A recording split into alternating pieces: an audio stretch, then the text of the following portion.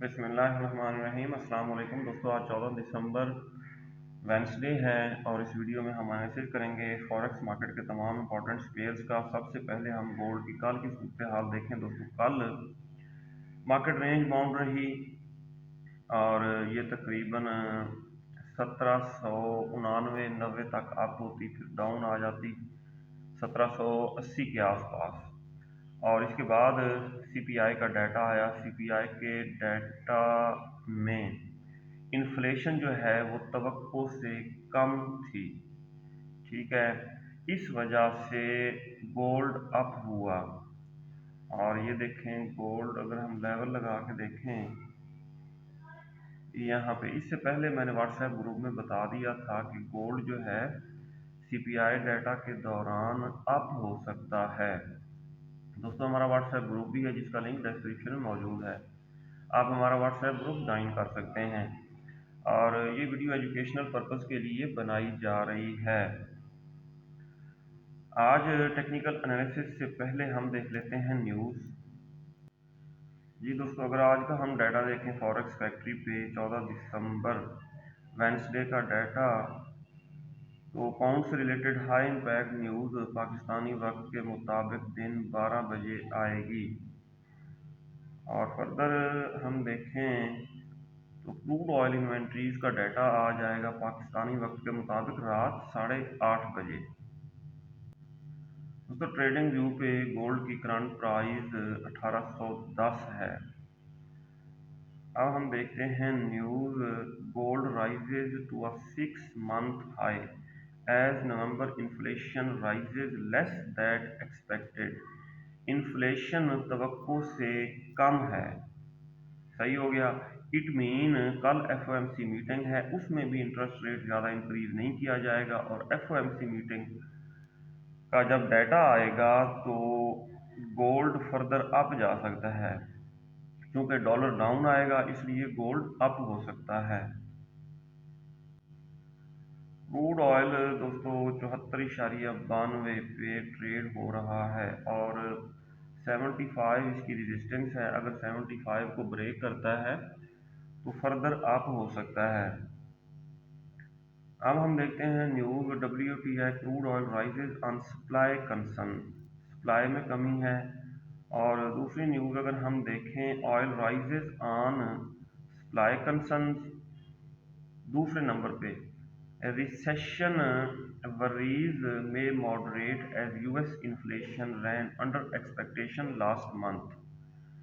अब इन्फ्लेशन में कमी हुई है। इन्फ्लेशन में कमी का मतलब ये है कि रिसेशन वरीज कम होंगी, जिसकी वजह से ऑयल अप हो सकता है।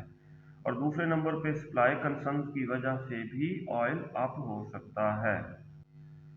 तो सबसे पहले अपना support and resistance trading strategy के मुताबिक हम लेवल्स लगा लेते हैं। इसको करेंगे डेल, ये नीचे हम लगाएंगे सपोर्ट, ये जी लग गई सपोर्ट। और सेंटर में हम लगाएंगे तकरीबन पिवट पॉइंट, ये भी लग गया। अब हम देखेंगे छोटे टाइम फ्रेम में, 15 मिनट टाइम फ्रेम में। दोस्तों, आपके सामने मार्केट 200 मूविंग एवरेज से इबाव है और पिवट से भी इबाव है। It mean market bullish trend में है। अब हमारी ट्रेडिंग स्ट्रेटेजी इसके ऊपर यही होनी चाहिए। अगर गोल्ड मार्केट थोड़ी बहुत करेक्शन करने यहाँ पिवट तक 1801 तक डाउन आती है और यहाँ पे बनाती है बाय का सिग्नल, नीचे स्टॉप लॉस लगा के इसको बाय किया जा सकता है। और फर्दर अगर हम इंगल्फिंग थ्योरी को देखें, सबसे पहले H4 के टाइम फ्रेम में देखेंगे। यहाँ पे बुलिश इंगल्फिंग कल बनी है, बुलिश इंगल्फिंग। ये लेवल जो हैं, ये जोन जो हैं, ये एक्सपायर हो गए हैं, इनको कर देते हैं डिलीट। और D1 के टाइम फ्रेम में हाँ जी सूरत हाल वाज़ेह हो रही है। बुलिश इनगल्फिंग यहाँ भी बन रही है। इसके ऊपर हम बाय का जोन ड्रा करेंगे। ये देखें, ये हमने बाय का जोन ड्रा किया। अब दोस्तों, मार्केट इस बाय के जोन में अगर आती है तो यहाँ से भी अप हो सकती है।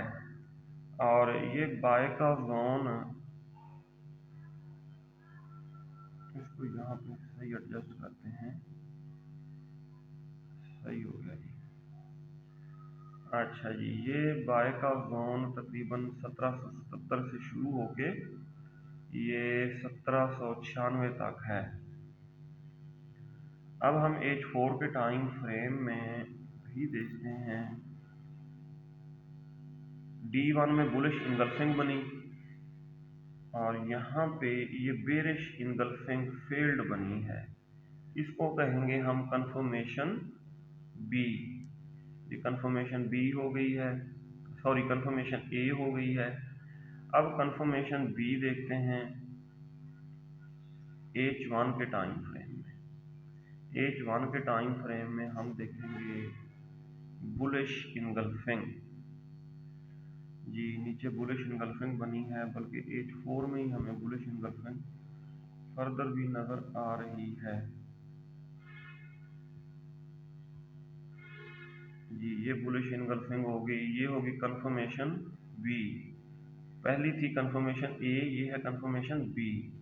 और कंफर्मेशन सी यही है कि एक और बुलिश इंगल्फिंग हम देखेंगे इसी जोन के अंदर। H1 में देखा जी, छोटी बुलिश इंगल्फिंग बनी है। डॉजी के बाद बुलिश कैंडल क्लोज हुई है 30 मिनट में। अगर हम देखें, ये डॉजी के बाद बुलिश कैंडल बन रही है, इसके ऊपर जोन ड्रा करते हैं। ये है हमारी दोस्तों कंफर्मेशन सी। इट मीन ये जहाँ पे ज़्यादा ओवरलैपिंग हुई है, ये स्ट्रांग जोन है फॉर बाइंग। और ये कहाँ से कहाँ तक है, 1795 से लेके 1782 तक। ठीक है, ये स्ट्रांग जोन है for buying. Support and resistance के मुताबिक अगर मार्केट आती है डाउन, पीवट तक डाउन आती है और बाय का सिग्नल बनाती है, तब भी हमने बाइंग करनी है। लेकिन फर्दर डाउन पीवट से यहाँ बाय के जोन में आ जाती है, तब भी हम नीचे स्टॉप लॉस लगा के बाय करेंगे और मार्केट के अप जाने के ज़्यादा चांसेस रहेंगे। अगर हम DXY को देखें दोस्तों, DXY को अगर हम देखें तो इसने बेरिश इंगल्फिंग बनाई है। ये देखें, ये है बेरिश इंगल्फिंग। अगर करेक्शन करने मार्केट अप होती भी है थोड़ी, ऊपर सेल के जोन से टकरा के फर्दर डाउन आने के चांसेस रहेंगे। यानी कि DXY पहले तो थोड़ा अप हो सकता है, लेकिन उसके बाद ये डाउन ही आएगा। और ये देखें 105 से लेके यहाँ 104.74 तक ये जो है सेल का जोन है। अगर DXY यहाँ तक अप होता है तो इस सेल के जोन से दोबारा डाउन आएगा DXY, जिससे गोल्ड अप होगा। सही हो गया। अगर हम देखें H1 के टाइम फ्रेम में क्या सूरत हाल बन रही है, ये छोटी छोटी कैंडल्स बन रही हैं डॉजी टाइप। और ये देखें, अगर फिबोनाची हम लगा के देखें, फिबोनाची रिट्रेसमेंट ये रहा, यहाँ तक हम करेंगे इसको ड्रैग। हाँ जी, ज़रूरी नहीं है कि मार्केट सेल के जोन से डाउन आए। 61.8 का level, golden level for correction जो बन रहा है वो ये बन रहा है 104.50। ठीक है, 104.50 तक अप होने के बाद भी DXY ने डाउन आना है, जिससे गोल्ड अप होने के चांसेस रहेंगे। दोस्तों अगर हम H1 में देखें तो H1 के टाइम फ्रेम में पहले बेरिश इंगल्फिंग बनी है। यहाँ पे देखें, इट मीन गोल्ड मार्केट पहले, ये सेल का जोन है, यहाँ से थोड़ा डाउन भी आ सकती है, इस सेल के जोन को टच करके डाउन आ सकती है, फिर नीचे बाय के जोन को टच करके जब बुलिश सिग्नल बनाएगी तो उस वक्त बाइंग की जाए तो ये ज़्यादा सेफ बाइंग होगी। अब गोल्ड कहाँ तक आप जा सकता है, अगर हम देखें H4 के टाइम फ्रेम में। इससे पहले फिबोनाची लगा के हम देख लेते हैं गोल्ड की सूरत हाल। ये है फिबोनाची रिट्रेसमेंट, ये है मार्केट का लो, मार्केट का हाई है 1824।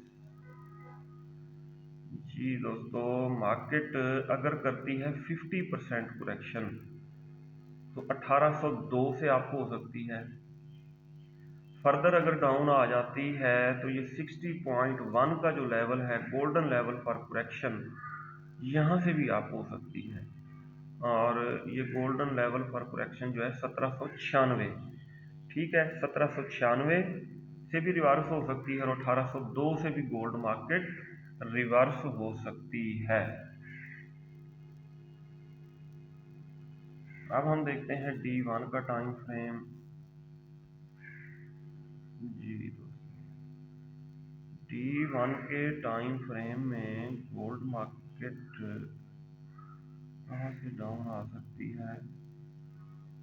अगर W1 को देखा जाए, W1 में सूरत हाल वाज़ेह होगी।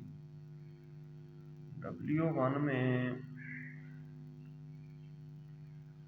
ये देखें, अगर मार्केट फर्दर जाती है आप 1824 को क्रॉस कर जाती है तो नेक्स्ट इसके डाउन आने के चांसेस जो रहेंगे वो मैं आपको दिखा देता हूँ। ये बनी है बेरिश इंगल्फ, ये जोन बन रहा है कर्सर की मदद से। अगर हम देखें 1878 बता रहे हैं, 1878, यानी कि 1824 से लेके 1878 तक का जोन जो है ये सेल का जोन है। फिलहाल 1824 को ब्रेक करना ज़रूरी है 1875 की तरफ जाने के लिए। अब अगर फंडामेंटली देखें तो इन्फ्लेशन जो है वो तवक्को से कम आई है कल के डेटा में। इट मीन अगर इन्फ्लेशन कम है तो डॉलर डाउन आएगा, इंटरेस्ट रेट ज़्यादा इंक्रीज नहीं करेंगे जिसकी वजह से डॉलर डाउन आएगा। डॉलर डाउन आने की वजह से गोल्ड ऊपर भाग सकता है और गोल्ड अब जो है ना तकरीबन 1875 1880 से ही डाउन आएगा। अब दोस्तों क्रूड ऑयल को देखते हैं। Crude oil market bullish trend में है और ये देखें, पहले तो तवक्को किया जा रहा था कि ये 85 से डाउन आएगी, लेकिन यहाँ पे अगर आप देखें 83.53 का लेवल आ रहा है। ठीक है, तो बेस्ट यही है कि 83 पे हम एग्जिट हो जाएं। जो बाई की ट्रेड हमने 70 पे पुट की थी, क्योंकि 83.5 से ये दोबारा डाउन आ सकता है 86 और 82 की तरफ डाउन आ सकता है। अब हम छोटे टाइम फ्रेम में चेक करते हैं गोल्ड की सूरत हाल, क्रूड ऑयल की सूरत हाल। क्रूड ऑयल मार्केट कल अप हुई, डाटा आने के बाद यहाँ तक 76.22, उसके बाद 76.2 से डाउन आ रही है करेक्शन करने, क्योंकि करेक्शन तो बनती है। अब हम देखते हैं जी इनगल्फिंग थ्योरी के मुताबिक क्या सिचुएशन होगी। दोस्तों इनगल्फिंग थ्योरी के मुताबिक बाय का जोन बना है, इनगल्फिंग बाय बनी है। ये देखें बुलिश इनगल्फिंग। अब जहाँ पे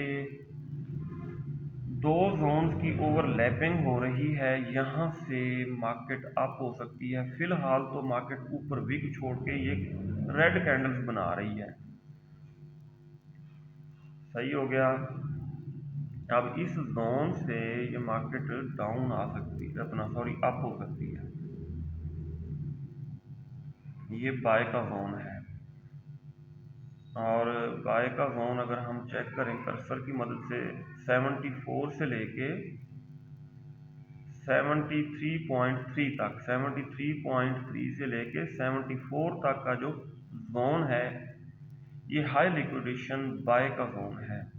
बहरहाल फिलहाल अगर H1 के टाइम फ्रेम में देखा जाए तो मार्केट ऊपर विक छोड़ के, ये कैंडल जो है ना ये सेल का सिंबल होता है, सेल का सिग्नल बना के मार्केट डाउन आ रही है।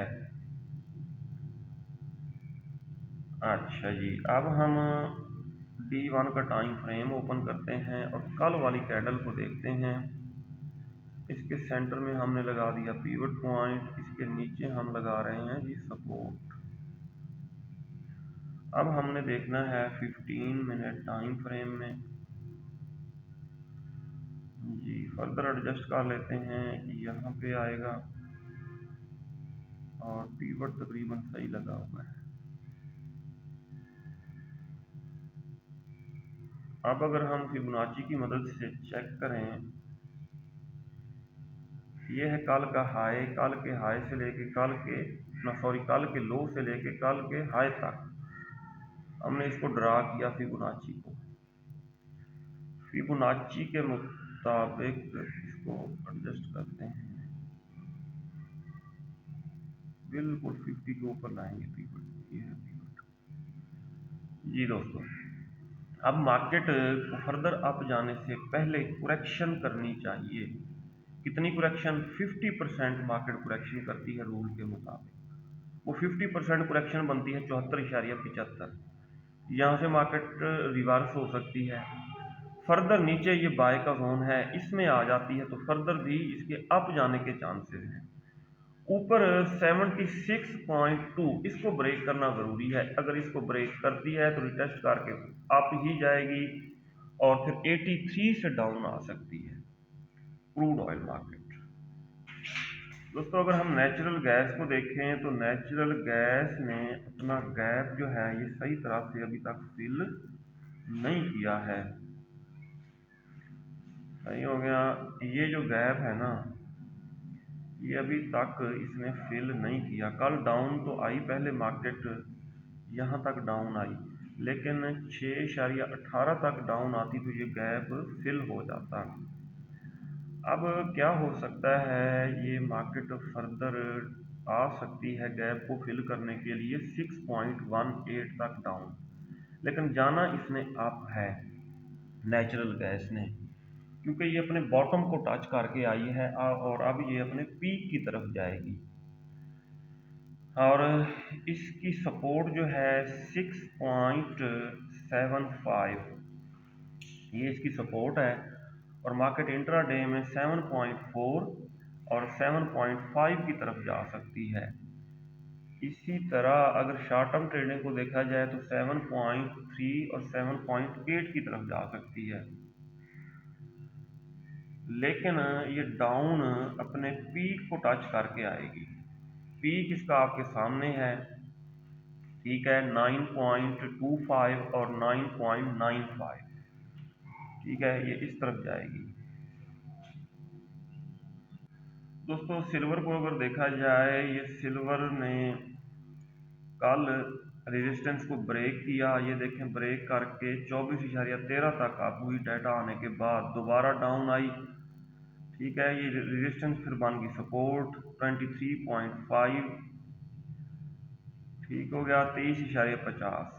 और आज भी चांसेस यही हैं कि 23.50 को टच करके यहाँ से मार्केट अप हो सकती है। फर्दर डाउन आ जाती है तो नीचे बाय का जोन है, बाय के जोन को भी टच करके सिल्वर ने अब अप जाना है। और कहाँ तक अप हो सकती है सिल्वर मार्केट? दोस्तों 24.20 यहाँ से डाउन आ सकती है 24.20 से, लेकिन डाउन आने के चांसेस कम है, क्योंकि इन्फ्लेशन जो है ना, डाटा में आया ये है कि इन्फ्लेशन कम है, तवक्को से कम है। इन्फ्लेशन कम होने का मतलब ये है कि ये मार्केट्स बुलिश रहेंगी, ठीक है। ये 24.10-11 कल का हाई जो है, जब ये इसको ब्रेक करती है तो 24.20 की तरफ जा सकती है इंट्राडे में। और फर्दर इसने डाउन आना है तकरीबन 26 को टच करके ये डाउन आएगी जी। अगर हम यूरो यूएसडी को देखें तो यूरो यूएसडी 1.58, पहले जो बेरिश जोन था, बेरिश इनगल्फिंग फेल्ड हुई है, अब वो सपोर्ट बन चुकी है। ये तकरीबन 1.058 से अप होगी ये मार्केट। ये देखिए इस जोन को टच करके ये सही हो गया। ये कल तो रेजिस्टेंस थी लेकिन अब ये सपोर्ट बनी हुई है। इस सपोर्ट तक डाउन अगर आती है 1.058 तक तो नीचे स्टॉप लॉस लगा के हम बाय की ट्रेड लगाएंगे और इसने जाना है 1.065 और 1.067 की तरफ। अगर हम पाउंड को देखें तो पाउंड जो है दोस्तों ये तकरीबन 1.23, हाँ जी ये इसकी सपोर्ट है 1.23। कल तक तो रेजिस्टेंस थी, अब सपोर्ट बनी हुई है 1.23 से। अगर इसको रिजेक्शन मिलती है नीचे स्टॉप लॉस लगा के बाय करेंगे हम। और पाउंड जो है 1.24 और 1.2440 की तरफ आप जाएगा इंट्राडे। जी दोस्तों, अगर हम यूएस टेक 100, एनएस 100, नेस्टेक 100 इसको देखें तो ये इसकी सपोर्ट है 11,720, 11,720 तक मार्केट ने करेक्शन कर ली है। तो नीचे स्टॉप लॉस लगा के इसको बाय किया जाए और इसने अप जाना है 12,217 को ब्रेक करती है तो ये फर्दर तकरीबन 12,500 की तरफ अप जाएगी। ये तमाम इंडेक्सेस की तरह यूएस 30 मार्केट कल सीपीआई का डाटा आने के बाद अप हुई और इसने अपनी करेक्शन कर ली है, ठीक हो गया। अगर ये 33,923 तक डाउन आने के बाद बाय का सिग्नल बनाती है तो इसको बाय किया जाए। यहाँ तक तो डाउन आने के चांसेस कम हैं। फर्दर 33,924 जो है ये इसकी सपोर्ट है, नीचे स्टॉप लॉस लगा के इसको बाय किया जाए। 34,950 को अगर ये ब्रेक करती है तो फिर ये 35 की तरफ जाएगी। जी दोस्तों, जर्मन 30 मार्केट DE30 जर्मन 30 ये मार्केट डाटा आने के बाद अप हुई और इसने ये करेक्शन कर ली है, इसने अप ही जाना है। इन्फ्लेशन के डाटे में हमें ये पता चला है कि इन्फ्लेशन कम है जिसकी वजह से डॉलर डाउन आएगा और तमाम इंडेक्सेस जो हैं वो बुलिश ट्रेंड में रहेंगे। दोस्तों ये था आज का एनालिसिस। अपना बहुत सारा ख्याल रखिएगा, हमें दुआ में याद रखिएगा। अल्लाह हाफिज।